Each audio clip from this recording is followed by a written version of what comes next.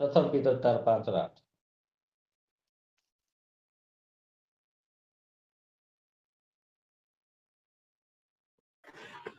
ସଚେତନ ହୋଇ ଜାଗ୍ରତ ରୁହ।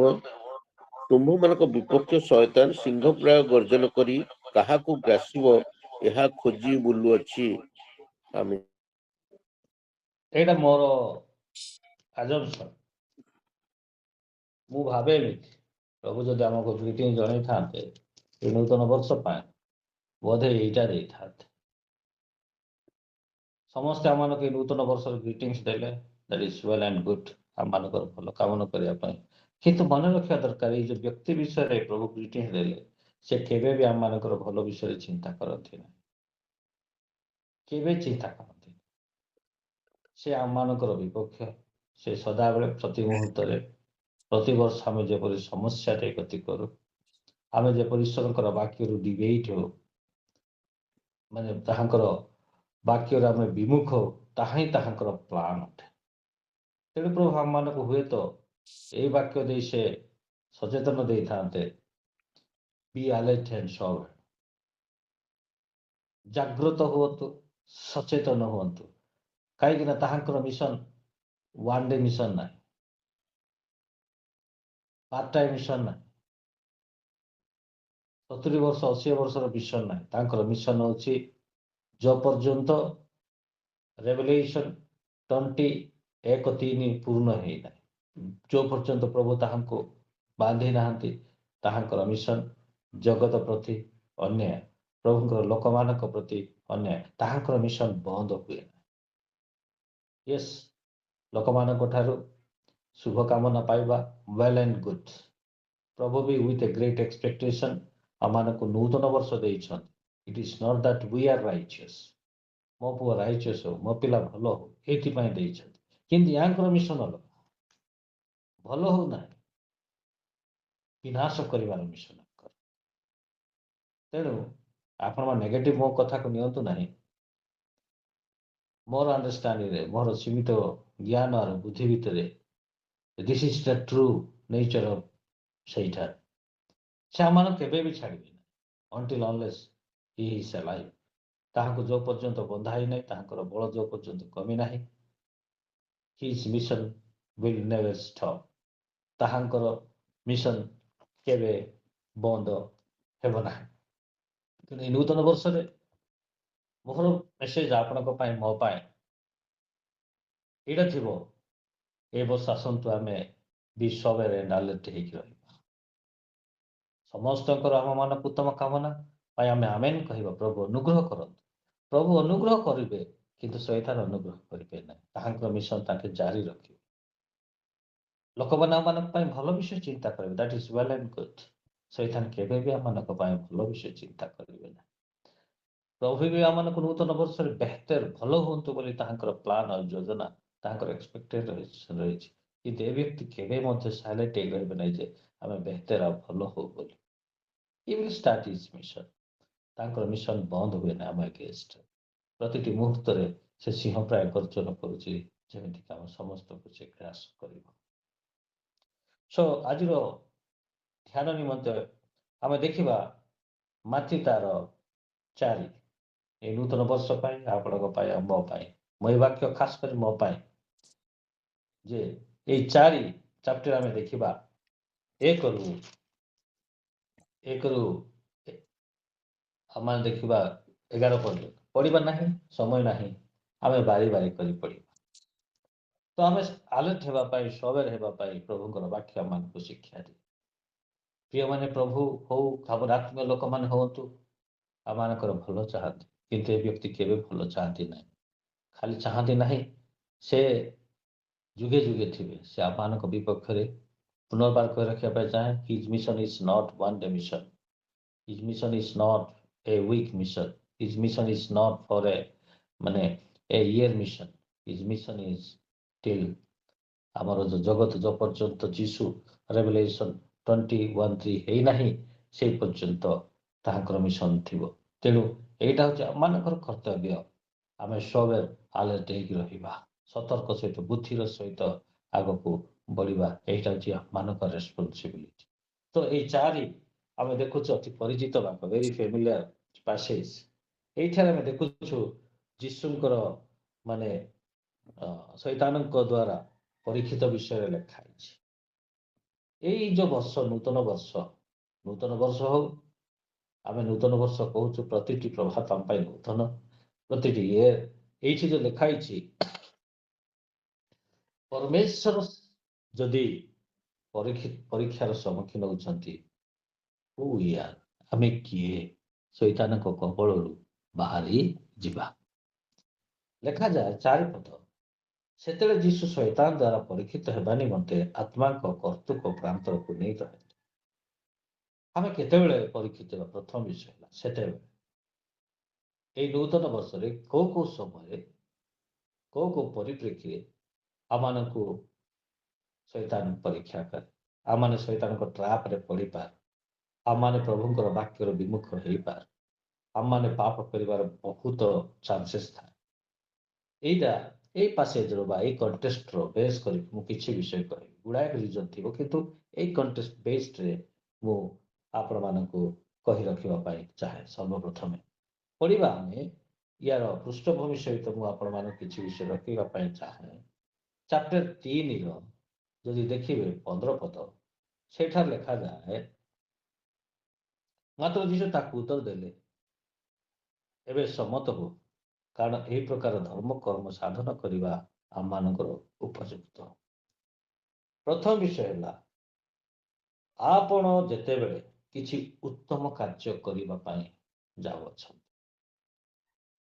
से शैतान परीक्षार सम्मुखीन होवार संभावना रही अच्छे when you are going to start something new आपण जेते एक उत्तम कार्य नूतन वर्ष नूतन कार्य करने निष्पत्ति लोक मैंने जनराली कह जाए डिसेम्बर इज द माने month of decision new plan सब डिसेम्बर प्लान करते शैतान एमती अलर्ट एक रुहती मु गत थर आपण मान प्रचार करी मन अच्छी जिते बड़े एजरा गृह निर्माण करने जाऊँच तार विपक्ष मैंने जाने शैतान जानती आम मानक न्यू प्लान ए वर्ष आम निष्पत्ति नहीं this year onwards I will start my new journey प्रभु सहित लगी रही प्रार्थना करी आराधना करी उपवास रखी दशमांश देवी मिछ कहबी ना I will try my level best to be in right track मु सदा बेले राइट ट्रैक रही चेष्टा करी प्रिय माने मन रखंतु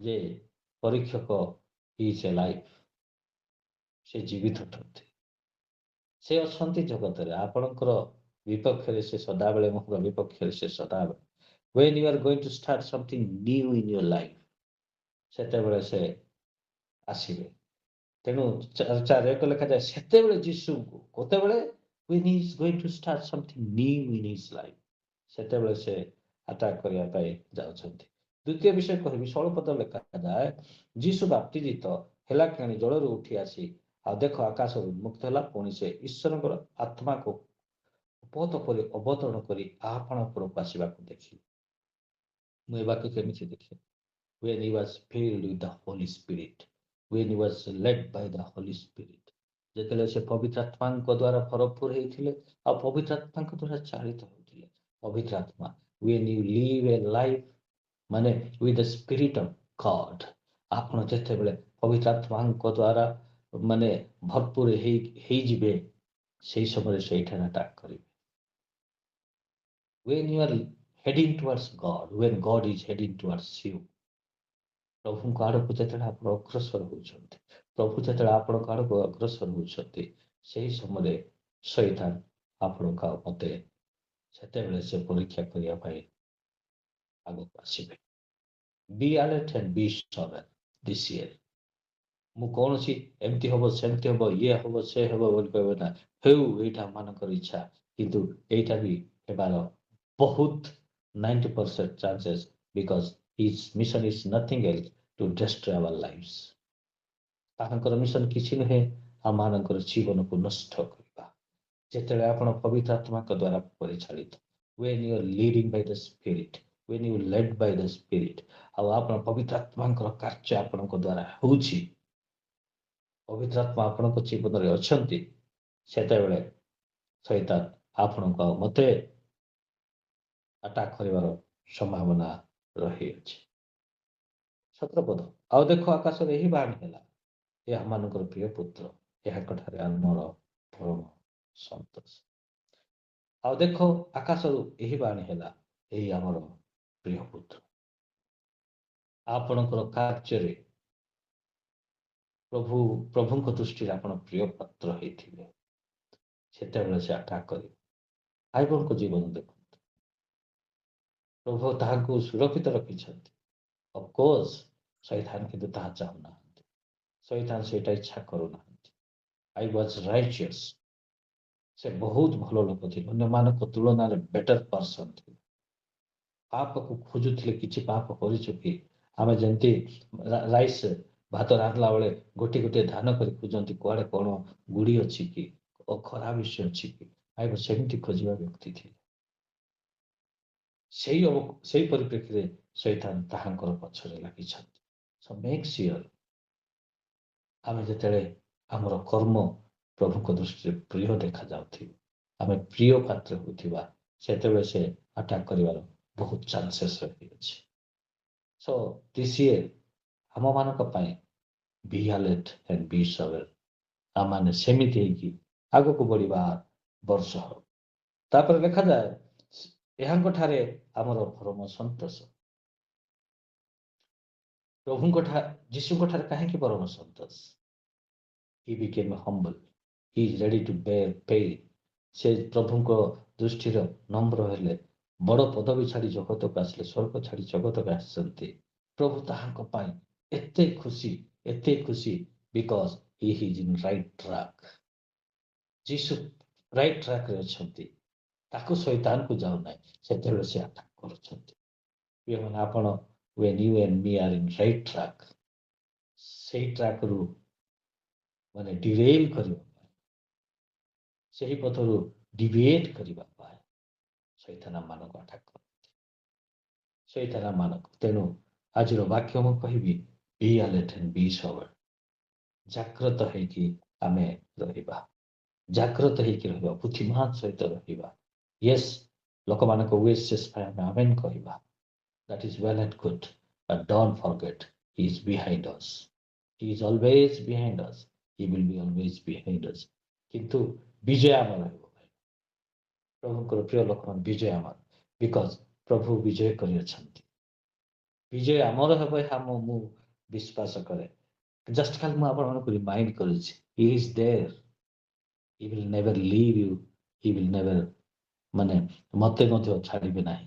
He will ମାନେ always he will be behind us to kill and destroy our lives. ଏବେ ଦେଖିବା କେତେବେଳେ ସେ ଆଟାକ୍ କରିବ ବୋଲି ମୁଁ କହିଲି। How he will attack, where he will attack, କିପରି ଭାବରେ ସେ କରିବେ, ତାହା ମୁଁ ଅଳ୍ପ ସମୟ ଆପଣମାନଙ୍କ ସମ୍ମୁଖରେ ବାକ୍ୟ ରଖିବା ପାଇଁ ଚାହେଁ। ସେତେବେଳେ ଯୀଶୁ ଶୈତାନ ଦ୍ୱାରା ପରୀକ୍ଷିତ ହେବା ନିମନ୍ତେ ଆତ୍ମାଙ୍କ କର୍ତ୍ତୃକ ପ୍ରାନ୍ତରକୁ ନୀତ ହେଲେ। ପୁଣି 40 ଦିନ 40 ରାତ୍ରି ଉପବାସ କରି ଶେଷରେ ସେ କ୍ଷୁଧିତ ହେଲେ। ଆଉ ପରୀକ୍ଷକ ତାହାଙ୍କ ନିକଟକୁ ଆସି କହିଲେ। କେତେବେଳେ ଆସିଲେ, କ'ଣ ପାଇଁ ଆସିଲେ, କୋଉ ଜାଗାରେ ଆଟାକ୍ କରୁଛନ୍ତି ଦେଖନ୍ତୁ। ଆଉ ପରୀକ୍ଷକ ତାହାଙ୍କ ନିକଟକୁ ଆସି କହିଲେ, ତୁମେ ଯେବେ ଈଶ୍ୱରଙ୍କ ପୁତ୍ର, ତେବେ ଏହି ପଥର ଗୁଡ଼ାକ ରୋଟି ହେବା ପାଇଁ ଆଜ୍ଞା ଦିଅ। এই 3 ପଦ ଧ୍ୟାନ କରି ଶୁଣିବ। ମୁଁ ବିଶ୍ୱାସ କରେ we are well mature. ଆମେ ପ୍ରଭୁଙ୍କର ବାକ୍ୟରେ ଆମେ ଉତ୍ତମ, ଆମେ ବୁଝିପାରିବା ଏ ବାକ୍ୟ 3 କ'ଣ ସେ ଯୀଶୁଙ୍କୁ କହୁଅଛନ୍ତି।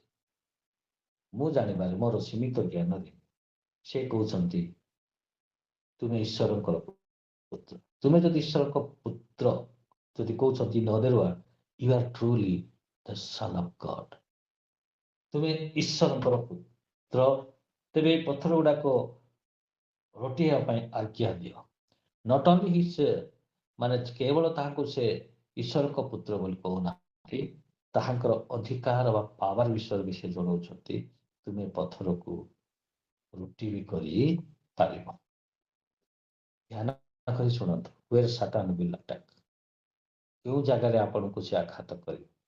ଶତ୍ରୁକୁ ଜଣେ ଯଦି ଆଘାତ କରିବ, କୋଉ ଜାଗାରେ ଆଘାତ କଲେ ସେ ତାକୁ ନିଜ ଆପାୟିତ ରଖିପାରିବ, ସେ ତାକୁ ଜଣା ଭଲ। ଏଇଠି ଦେଖନ୍ତୁ ପ୍ରଥମ ହେଲା ତାହାଙ୍କୁ ସେ ରିମାଇଣ୍ଡ କରୁଛନ୍ତି you are the son of God and you are able to do so ଏହିପରି କରି ତୁମେ ପାରିବ। ଏକ ତାହାଙ୍କର ଆଇଡେଣ୍ଟିଟି ଆଉ ଏବିଲିଟିକୁ ଜଣାଉଛନ୍ତି। ଯୀଶୁଙ୍କର ଆଇଡେଣ୍ଟିଟି ଆଉ ଏବିଲିଟି ପ୍ରିୟମାନେ, ଆଉ ସେତିକି ନୁହେଁ, ଆଉ ତାହାଙ୍କର ନିଡ୍କୁ ବି ସେ ଜଣାଉଛନ୍ତି। ଆମେ ଯେତେବେଳେ ସାଇନ୍ସରେ ପଢୁଥିଲୁ ସେଇଠି ମୁଁ ଲିଡରସିପ୍ ପଢିଲା ବେଳେ ଗୋଟିଏ ଆମର ଲେକ୍ଚର ଗୋଟେ କଥା କହିଥିଲେ, ଅପରଚ୍ୟୁନିଟି ଆଉ ନିଡ୍।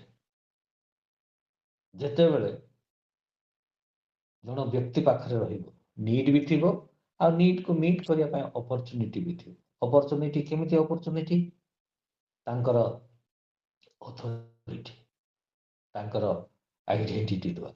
ତେବେ ସେତେବେଳେ ପାପ କରିବାର ବହୁତ ସମ୍ଭାବନା ରହିଥାଏ। ଏଠାରେ ଦେଖୁଛୁ, ଆଉ ପରୀକ୍ଷକ ତାହାଙ୍କ ନିକଟକୁ ଆସି କହିଲେ, ତୁମେ ଯେବେ ଈଶ୍ୱରଙ୍କର ପୁତ୍ର, ତେବେ ଏହି ପଥର ଗୁଡାକ ରୁଟି ହେବା ପାଇଁ ଆଜ୍ଞା ଦିଅ।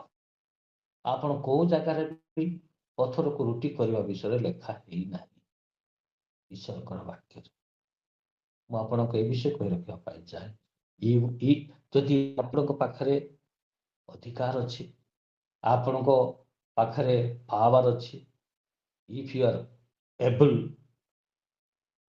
ଯଦି ଆପଣ ପଥରକୁ ରୁଟି କରିପାରିବେ, it is not because that, ଏଇଥିପାଇଁ ନୁହେଁ ଯେ ଆପଣ ଇଏ କରିପାରିବେ, ଏଇଥିପାଇଁ କରିବେ ଯେ ଆପଣଙ୍କ ପାଖରେ ସେ ସାମର୍ଥ୍ୟ ଅଛି, ସେ ପାୱାର ଅଛି। ଯୋଉଟା ବାକ୍ୟ ଆଧାରିତ ନୁହେଁ ତାହା ସେ କରିବା ପାଇଁ କହୁଅଛନ୍ତି। ବାକ୍ୟରେ ପଥରକୁ ରୁଟି କରିବା କଥା କୋଉଠି ଲେଖା ହେଇନାହିଁ। ଶୈତାନ ଆସି କହୁଛନ୍ତି, you do something not based on the word of God, based on the my will, my choice. ଈଶ୍ୱରଙ୍କର ବାକ୍ୟ ଆଧାର କରିବା ପାଇଁ ସେ କହୁନାହାନ୍ତି, ସେ ତାହାଙ୍କର ଯୋଜନା। ବେଳେ ବେଳେ ଧ୍ୟାନ କରି ଶୁଣନ୍ତୁ, ମୁଁ ଟିକେ ଡେପ୍ଥ ବିଷୟ କହୁଛି, ବୁଝିବା ପାଇଁ ଟ୍ରାଏ କରନ୍ତୁ। ଆମମାନଙ୍କର ଅଧିକାର, ଆମମାନଙ୍କର ପାୱାର କ'ଣ ପାଇଁ? ଆମମାନଙ୍କର ଫିଜିକାଲ ନିଡ୍କୁ ପୂର୍ଣ୍ଣ କରିବା ପାଇଁ ବାକ୍ୟ ଆଧାରିତ ଆମେ ୟୁଜ୍ କରୁନାହୁଁ, based on the direction of the ସୈତାନ। ପଥରକୁ ରୁଟି କରିବା ଅର୍ଥ ହଉଛି ଏଇଟା ଶୈତାନ ଇଚ୍ଛା ଅନୁସାରେ କାର୍ଯ୍ୟ କରିବା। ଏଇଟା ପ୍ରଭୁଙ୍କର ଇଚ୍ଛା ଅନୁସାରେ ନାହିଁ, ପ୍ରଭୁଙ୍କର ଇଚ୍ଛା ଅନୁସାରେ। ନେକ୍ସଟ ବିଷୟ କହିବି, ତାହାଙ୍କର ମିଶନ କ'ଣ ଯୀଶୁଙ୍କ ପ୍ରତି? ଧ୍ୟାନ କରି ଶୁଣନ୍ତୁ, ତାହାଙ୍କର ମିଶନ ହଉଛି ଶରୀର, ଆତ୍ମା ନୁହେଁ। ରୁଟି ଖାଆନ୍ତୁ, 40 ଦିନ ହେଲାଣି ଭୋକରେ ଅଛନ୍ତି, you have power, you are able to do so, ସେଇପରି ତମେ କରିପାରିବ। କିନ୍ତୁ ରେସ୍ପନ୍ସ କ'ଣ ଥିଲା ଯୀଶୁଙ୍କର? କିନ୍ତୁ ଯୀଶୁ ଉତ୍ତର ଦେଲେ, ଲେଖା ଅଛି, ମନୁଷ୍ୟ କେବଳ ରୁଟିରୁ ବଞ୍ଚିବ ନାହିଁ, ମାତ୍ର ଈଶ୍ୱରଙ୍କର ମୁଖ ନିର୍ଗତ ପ୍ରତ୍ୟେକ ବାକ୍ୟରୁ ବଞ୍ଚିବ। ଆମମାନଙ୍କର ଏହି ନୂତନ ଯାତ୍ରାରେ ଶୈତାନ ଆମମାନଙ୍କୁ ଫିନାଇଟ୍ ମିଶନ ଦେବ। ଯୀଶୁ ଇନଫିନାଇଟ୍ ଉପରେ ଗୁରୁତ୍ୱ ଦେଉଛନ୍ତି। ଇନଫିନାଇଟ୍ କ'ଣ? ଇନଫିନାଇଟ୍ ହେଉଛି ଏଇଟା, ମନୁଷ୍ୟ ରୁଟିରେ ସୀମିତ ଜୀବନ, ସୀମିତ ବର୍ଷ ବଞ୍ଚିବ, 70, 80, 100 ବର୍ଷ ବଞ୍ଚିବ, 110 ବଞ୍ଚିବ। That is finite. ଇନଫିନାଇଟ୍ ହେଉଛି ଅନନ୍ତକାଳ। ଯୀଶୁ ଈଶ୍ୱରଙ୍କର ମୁଖ ନିର୍ଗତ ବାକ୍ୟ ବିଷୟରେ କଥା ହଉଛନ୍ତି, ସେ ଜଗତର ରୁଟି ବିଷୟରେ କଥା ହଉଛନ୍ତି। ଆମମାନଙ୍କର ଯାତ୍ରା ପଥରେ ବର୍ଷ, ସେ ଆମମାନଙ୍କୁ ଏଇଠି ଇଟର୍ନିଟି ମିଶନରୁ ଆମମାନଙ୍କୁ ହରିଯିବା ପାଇଁ ସେ ଟ୍ରାଏ କରିବ। ଆମେ 70, 80 ବର୍ଷ ଭିତରେ ଶାରୀରିକ ଭାବରେ ମରି ନରକକୁ ଯାଉ, ତାହାଙ୍କର ମିଶନ ହଉଛି ସେଇଟା। ସେ କହୁଛନ୍ତି, ଏଇ ରୁଟିକୁ, ଏଇ ପଥରକୁ ଆଜ୍ଞା କରନ୍ତୁ, ରୁଟି ଖାଆନ୍ତୁ, ଭୋକ ହଉଛି। He will focus on our body, এই ଜଗତ ଉପରେ, ଫିନାଇଟ୍ ଉପରେ, ଅଳ୍ପ ସୀମିତ ସମୟ ଭିତରେ, 80, 70, 80 ବର୍ଷ ଭିତରେ ତୋର ଏଇଟା ହବ, ସେ ହେବ, ଘର କିଣ, ଜାଗା କିଣ, ଇଏ କର, ସେ କର, ତୋର ଫ୍ୟୁଚର ଖରାପ ହେବ, ତୋର ଭ୍ରଷ୍ଟ ହେବ, ତୋର ପିଲାମାନଙ୍କର ଫ୍ୟୁଚର ଭ୍ରଷ୍ଟ ହେବ, ତମେ ଭାସିଗଲ। এই ବିଷୟ ମୁଁ ମନା କରୁନା, ଏଇଟା ବିଷୟରେ ଆମେ ପାଗଳାମି ହେଇକି ସାଇଲେଣ୍ଟ ରହିବା। That is not my will to say, ମୋର ଇଚ୍ଛା ସେଇଟା ନୁହେଁ। କିନ୍ତୁ ଆମେ ଜଗତକୁ ବୁଡ଼ି ରହି ଏଟର୍ନିଟିକୁ ଲୁଜ୍ ନ କରୁ। ଶୈତାନ ଏଠାରେ କହୁଛନ୍ତି, ରୁଟିକୁ ଫୋକସ୍ କରିକି ତାହାଙ୍କ ମିଶନରୁ ତାହାଙ୍କୁ ଭ୍ରଷ୍ଟ କରିବା ପାଇଁ he has come to give a eternity to human being. ଏକ ଅନନ୍ତ ବିଷୟ ଦେବା ପାଇଁ ଜଗତକୁ ଦେବା ପାଇଁ ଆସିଅଛନ୍ତି। ଆଉ ଶୈତାନ ତାକୁ ଡିଭିଏଟ୍ କରିବା ପାଇଁ ଚାହୁଁଅଛନ୍ତି। କ'ଣ ଦେଖେଇକି? ଜଗତର ମାନେ ଜଗତ ବିଷୟକୁ ଭ୍ରାନ୍ତ କରି ଶୈତାନ ଏଠାରେ ଜଗତର ଖାଦ୍ୟ ଦେଇକି ତାହାଙ୍କୁ ଇଏ କରୁଛନ୍ତି, କିନ୍ତୁ ପ୍ରଭୁ ତାହାଙ୍କର ମିଶନକୁ ଭେରି କ୍ଲିଅର କରୁଛନ୍ତି।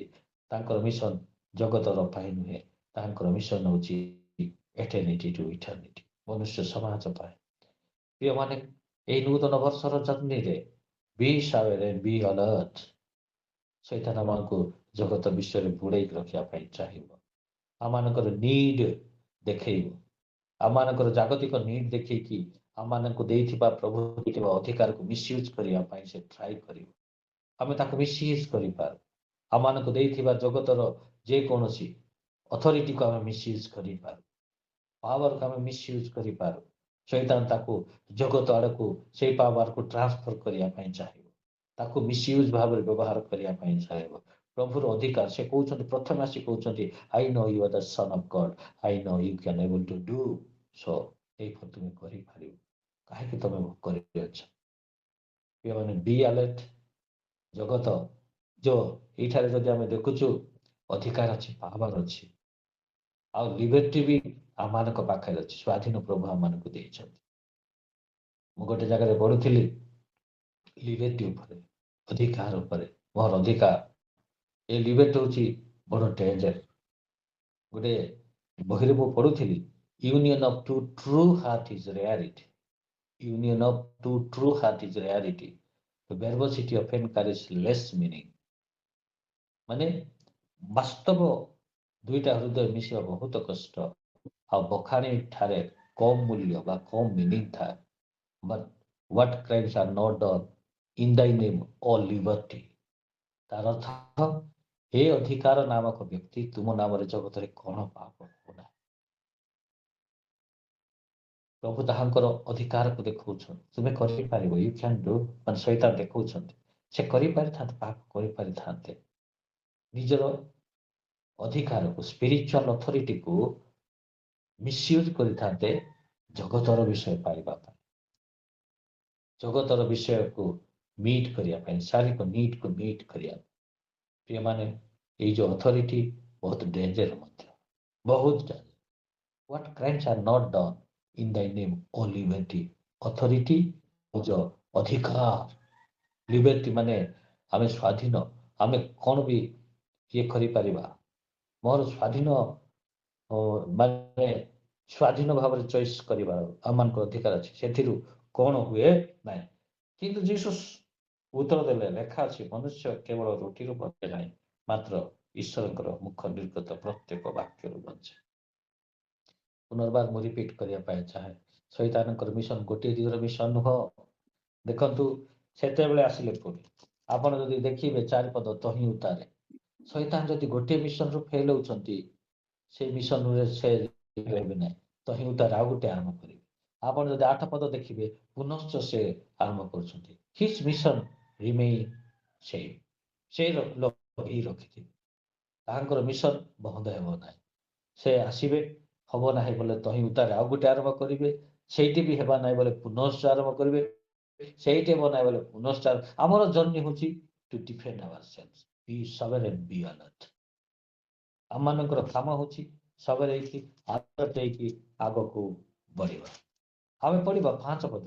ତେହିଁ ତାର ଶୈତାନ ତାହାଙ୍କୁ ପୁଣ୍ୟ ନଗରକୁ ଘେନି ଯାଇ ମନ୍ଦିର ଛାତ ଉପରେ ଠିଆ କରାଇ ତାହାଙ୍କୁ କହିଲା, ତୁମେ ଯେବେ ଈଶ୍ୱରଙ୍କର ପୁତ୍ର, ତେବେ ତଳକୁ ଡେଇଁ ପଡ଼, କାରଣ ଲେଖା ଅଛି, ସଦାବେଳେ ଆପଣଙ୍କ ମତେ କହିବ ସେ। ଦେଖନ୍ତୁ, ଖାସ କରି ସକଳ ମାନେ ଆମେ ଅଧିକାର ପ୍ରାପ୍ତ ବ୍ୟକ୍ତି ଯେଉଁମାନଙ୍କୁ, ସେମାନଙ୍କୁ ସେ ପ୍ରଭୁ କହୁଛନ୍ତି, ତୁମେ ଯଦି ଈଶ୍ୱରଙ୍କର ପୁତ୍ର, ତେବେ ତଳକୁ ଡେଇଁ ପଡ଼, କାରଣ ଲେଖା ଅଛି, ସେ ଆପଣା ଦୂତମାନଙ୍କୁ ତୁମ ବିଷୟରେ ଆଖ୍ୟା ଦେବେ, ଆଉ କାଳେ ତୁମ ପାଦ ପଥରରେ ବାଜିବ, ଏଥିପାଇଁ ସେ ତୁମକୁ ପ୍ରସ୍ତରରେ ତଳି ଧରିବେ। ଏଇଟା ଗୀତ ସହିତ ଏକାଣୀରୁ କଟ୍ କରୁଛନ୍ତି। ପ୍ରଥମେ ସେ ଏମିତି ଜଗତର କଥା କହିକି ତାକୁ ମାନେ ଡିରେଲ୍ କରିବା ପାଇଁ ଟ୍ରାଏ କଲେ, ହେଲା ନାହିଁ। ଏବେ ବାକ୍ୟକୁ କୋଟ୍ କରିକି ସେ କହୁଛନ୍ତି, ବାକ୍ୟକୁ କୋଟ୍ କରୁଛନ୍ତି କିନ୍ତୁ କଣ୍ଟେକ୍ସଟକୁ ସେ ଜାଣିନାହାନ୍ତି, ସେ ବାକ୍ୟର କଣ୍ଟେକ୍ସଟ। ଏଇ ଯୋଉ ସାମ୍ ଏକାଣୀ ଲେଖା ହେଇଛି, କଣ୍ଟେକ୍ସଟ ହଉଛି ଅଲଗା। ଶୈତାନ ବାକ୍ୟକୁ ତ ୟୁଜ୍ କରୁଛନ୍ତି କିନ୍ତୁ କଣ୍ଟେକ୍ସଟ ଅନୁସାରେ ୟୁଜ୍ କରିନାହାନ୍ତି। ଏଇ କଣ୍ଟେକ୍ସଟ ଅଲଗା, ସେଇ କଣ୍ଟେକ୍ସଟ। ସେଇ କଣ୍ଟେକ୍ସଟ କଣ? ସାମ୍ ଏକାଣୀ କଣ୍ଟେକ୍ସଟ ହଉଛି ଯୋଉମାନେ ସଦା ପ୍ରଭୁଙ୍କର ଆବୃତ ସ୍ଥାନରେ ନିବାସ କରିବେ। ଇନ୍ ଅଦର ୱାର୍ଡ, ଯୋଉମାନେ ପ୍ରଭୁଙ୍କର ଆଜ୍ଞା ଅନୁସାରେ ଚାଲନ୍ତି, ଆଉ ହଠାତ୍ ଯଦି କୌଣସି ସ୍ପଣ୍ଟାନିୟସଲି ଦୁର୍ଘଟଣା ହେଲା, ପ୍ରଭୁ ତାଙ୍କୁ ସେଥିରୁ ସୁରକ୍ଷିତ ରଖିବେ, ସେମାନଙ୍କର ପାଦ ତଳେ ଦେବାକୁ ଦେବେନି। That is the real context. କିନ୍ତୁ ଏଠି କଣ? ଶୈତାନଙ୍କର ଇଙ୍ଗିତରେ ଡେଇଁବ। It is not spontaneous issue, it is deliberately ପ୍ରଭୁକୁ ପରୀକ୍ଷା କଲା ଭଳିଆ ସେ କହୁଛନ୍ତି, yes your God is there, he will take care of you. ଏଇଠି ତାକୁ ସେ ଡେଲିଭେରିଟଲି ଡିସିସନ ନେବା ପାଇଁ କହୁଛନ୍ତି। ସେଇ କଣ୍ଟେକ୍ସଟ ସେମିତି ନୁହଁ। ସାମ୍ 91, ଯିଏ ପ୍ରଭୁଙ୍କର ବାକ୍ୟ ଅନୁସାରେ ଚାଲୁଛି, ପ୍ରଭୁଙ୍କର ଅଧୀନରେ ରହିଛି, ସେ ଯଦି ବାଇଚାନ୍ସ ସ୍ପଣ୍ଟାନିୟସଲି, ନ୍ୟାଚୁରାଲି ହଉ ସ୍ପଣ୍ଟାନିୟସଲି ଯେମିତି ହଠାତ୍ ସେ ପଡ଼ିବ, ସେତେବେଳେ ପ୍ରଭୁ ତାକୁ ସୁରକ୍ଷିତ ରଖିବେ। ଆପଣ ଯଦି ପ୍ରଭୁଙ୍କ ବାକ୍ୟ ଲେଖା ହେଇଛି ମୋର ପାଦ ସୁରକ୍ଷିତ ରଖିବ ବୋଲେ ଆପଣ ମୁହଁରେ ଡେଇଁବେ, ନିହାତି ମାଡ଼ ହେବ। ସେହି ଜ୍ଞାନ ଆପକୁ ଦଉଛନ୍ତି। ପ୍ରିୟ ପ୍ରଭୁଙ୍କର ଲୋକମାନେ, ଆମେ ବାଚଳାମୀ ହେବା ନାହିଁ। ଆମେ ବାଚଳାମୀ ହେବା ନାହିଁ। ପ୍ରଭୁଙ୍କର ବାକ୍ୟକୁ ଆମେ ଭଲ ଭାବରେ ବୁଝିବାକୁ ପଡିବ। ଏଇଠି ତାହାକୁ ସେ କହୁଛନ୍ତି, ତୁମେ ଯଦି ଈଶ୍ୱରଙ୍କର ପୁତ୍ର ତେବେ ତଳକୁ ଡେଇଁ ପଡ। ଏଇଟା ସ୍ପଣ୍ଟାନିୟସ୍ ଘଟଣା ନୁହଁ, ଅଜଣାତରେ କାର୍ଯ୍ୟ ହଉନାହିଁ।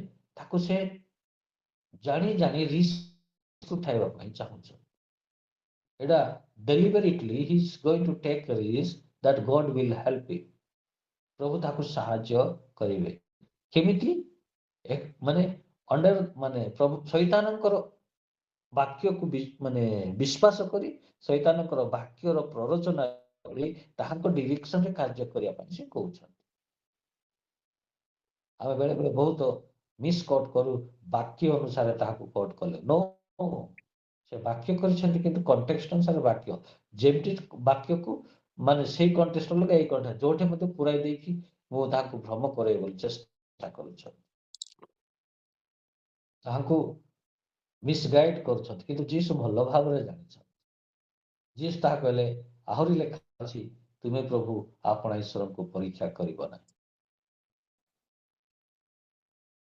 ଏ ପ୍ରଭୁକୁ ପରୀକ୍ଷା କର ବୋଲି କହିବା ଅର୍ଥ, ଇନ୍ ଅଦର ୱାର୍ଡସ୍, ପରୀକ୍ଷା କର ନା, ସେ କହିଛନ୍ତି ପରା ତମକୁ ସେ ଉଦ୍ଧାର କରିବେ।